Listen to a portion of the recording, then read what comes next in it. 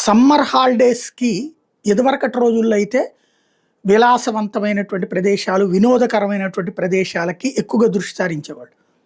ఈ మధ్య కాలంలో ఆధ్యాత్మిక చింతన కాస్త పెరగడం, హిందుత్వ చైతన్యం పెరగడంతో అందరూ గుళ్ళబాటే పడుతున్నారు. ఆలయ ప్రాంతాలని కిటకిటలాడుతున్నాయి.